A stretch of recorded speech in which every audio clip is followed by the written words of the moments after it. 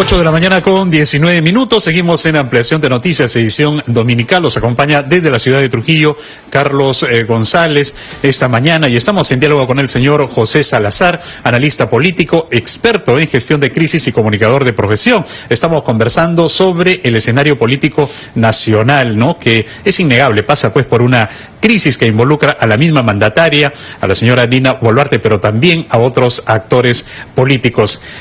José, ¿qué lectura? Le consultaba antes de ir a la pausa. ¿Qué lectura debemos considerar respecto al voto de confianza? ¿Realmente los congresistas, el Parlamento en su mayoría, están convencidos de que el gabinete de Gustavo Adriancén deparará un impulso hacia adelante a nuestro país, o ha habido otro tipo de intereses acá? Yo creo, Carlos, que la presentación del gabinete ante el Congreso simplemente era una puesta en escena cuyo final ya todos conocíamos con anticipación, ¿no? El escenario que se fue formando, ¿no? En los días anteriores simplemente nos demostraba de que ya sabíamos que el presidente del Consejo de Ministros iba a salir del Congreso con el voto de confianza, ¿no? Sí me parece de alguna manera extraño de que haya habido en estos cambios de ministros tan abruptos, porque el Congreso le pedía 2 al gobierno y al final le dieron 6, ¿no? Además, ministros que estuvieron acompañando a la presidenta en su segundo mensaje, ¿no? Entonces la pregunta era ¿por qué llevarlos a una situación, a una escenografía política que después iba a cambiar, ¿no? O sea, hubo en el Congreso 6 ministros que no sabían de su sector, tuvieron que aprender en 2 días.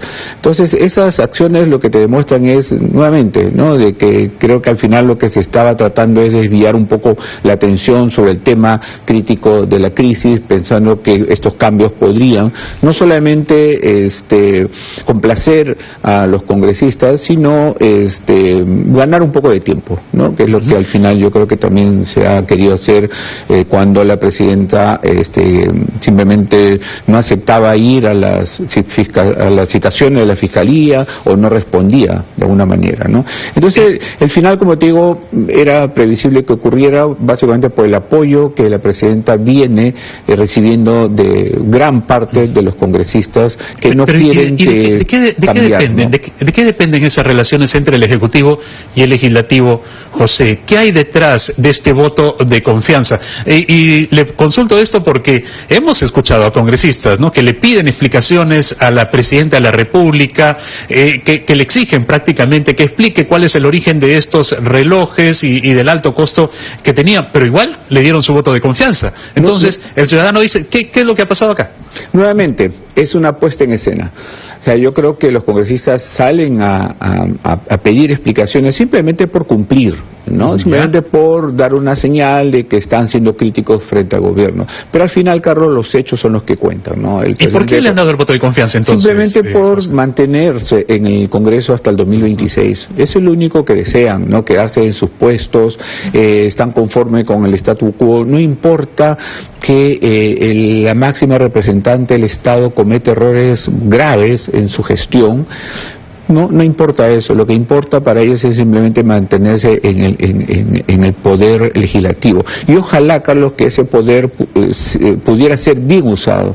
Por el contrario, lo que uno ve es que los congresistas están en contra del país en muchos casos. Mira lo que ha ocurrido en la mina Poderosa. Ha habido un atentado, ha fallecido un trabajador, y eso esencialmente porque el Congreso apoya, ¿no?, normas tan increíbles como la de la minería informal, ¿no? Ese es el producto de todo lo que estamos viendo hoy día en lo que ha ocasionado, creo yo, parte de lo que ha ocasionado la voladura de esta torre, ¿no? Entonces no hay no se asume que el tema de la minería informal tiene que ser bien tratado, que hay que seguir procesos, ¿no? No se puede simplemente emitir normas que van en contra de lo que ya está hecho, ¿no? Ahora, el rol que juega el presidente del Consejo de Ministros, el señor Gustavo Adriancén, José, ¿cómo se lo califica? Porque ha sido señalado, ¿no?, por algunos opositores como el escudero de la presidenta de la República. Pero, ¿cuáles son realmente las virtudes que tiene Gustavo Adriancén para estar como premier? O en todo caso, ¿cuáles son los puntos débiles que encuentra usted? Sí, lamentablemente, Carlos, no encuentro virtudes. No, lo que sí encuentro son errores, son fallas. Creo que la entrevista que nosotros vimos hace exactamente una semana fue lamentable, ¿no? Es decir, un presidente del Consejo de Ministros no defendiendo política de Estado, que para eso está, sino defendiendo a la presidenta en temas que tienen que ver con su vida personal, errores personales, ¿no? Al recibir un regalo estás cometiendo un serio error, y sin embargo a él se le ve defendiéndola de esta manera, con ingresos cuando ella era todavía presidenta del Club Apurímac, y en general yo creo que un presidente del Consejo de Ministros no está para defender estos temas, ¿no? Está más para apoyar las políticas de Estado.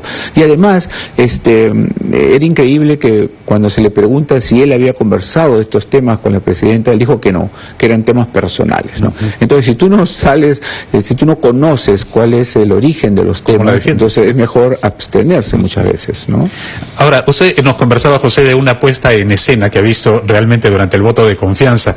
De esta misma puesta en escena, en esto también está involucrado, por ejemplo, el agradecimiento que le hace la presidenta Dina Boluarte al Congreso, uno, por darle el voto de confianza, pero dos, por denegarle 2 mociones de vacancia en su contra. ¿Cuál es el mensaje que en el fondo le está enviando al Congreso? Además, Carlos, nuevamente en la escenografía no era el momento, ¿no? Ella se estaba dirigiendo al país para aclarar sus temas, ¿no? No tenía que ver nada, absolutamente nada, el agradecer a un Congreso en este contexto.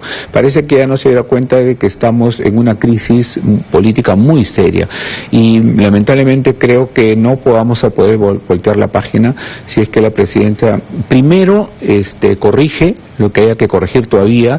Esta crisis va a continuar porque vienen todavía las investigaciones en la Fiscalía. De hecho, la Fiscalía seguro que va a incluir nuevos temas que se han conocido, pero no podemos voltear la página hasta que no tengamos una disculpa sincera, ¿no?, hacia el país, porque la presidenta ha mentido, ¿no? Y creo que el Congreso, por ejemplo, Carlos, desperdició una gran oportunidad en la sesión con el presidente del Consejo de Ministros para condicionar su voto de confianza a que la presidenta aclare las cosas. No lo hizo. No lo hizo. Entonces, escuchar a un presidente del Consejo de Ministros, a sus ministros, explicar las políticas, eso es parte de la escenografía, ya lo sabemos, ¿no? Creo que lo más importante hubiera sido que le dijera al ministro de Arancén: nosotros le damos el voto de confianza si es que la presidenta acepta parte de las culpas. En una crisis, lo que tú tienes que hacer es aceptar, ya sea parte o la totalidad, ¿no?, de la crisis que está pasando, porque las crisis no se originan así nomás, hay algo que las origina, ¿no? Ahora, lo mencionaba usted, José, que antes del voto de confianza se incorporaron 6 nuevos ministros, ¿no? Le pregunto por uno específicamente, el cambio del ministro del Interior, por ejemplo, ¿le ha parecido necesario en medio de este clima de inseguridad ciudadana que afrontan casi la mayoría de regiones en nuestro país? Y agregado a eso, ¿qué carteras cree usted que están lideradas realmente con nombre propio por ministros que son idóneos y que le brindan confianza a usted? Mira, primero, la renuncia del ministro del Interior debió ocurrir hace mucho tiempo, ¿no? Primero porque hubo un error al escogerlo. Era una persona que estaba fuera. Eso no significa que por estar fuera uno no tenga conocimiento de lo que realmente ocurre, ¿no? Pero era una persona que yo creo que estaba completamente alejada de la realidad de lo que estamos viviendo. Sus propias declaraciones al decir que son percepciones, ¿no? Ya esta palabra la hemos escuchado antes, ¿verdad?, de que la ciudadanía tiene una percepción de inseguridad, ¿no? El hecho mismo de autofelicitarse, ¿no? Y en general yo creo que el error, y este sí fue un error del ex premier Otárola o de la presidenta quien lo escogió, creo que nunca debió estar en este puesto tan importante como para poder darnos una solución definitiva al tema de inseguridad. Así que el ministro del Interior está bien, yo creo que se haya ido, ¿no?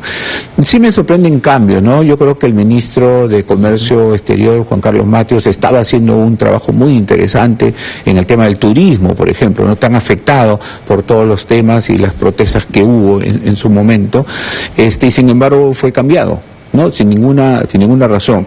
El ministro de Educación, si bien es cierto, no es una persona que se le conozca, digamos, que no tenga un conocimiento educativo, es una persona que por lo menos conoce el sector estatal, ha trabajado, y lo que creo ahí es que esperemos que tenga la valentía suficiente como para enfrentar algunas no solamente críticas, sino algunos trabajos que vienen de parte del Congreso, por ejemplo en la Comisión de Educación, que son muy renuentes a implementar cambios que en estos momentos necesita la población, ¿no? Es decir, la reforma educativa, la reforma sobre todo universitaria, se ha quedado abandonada.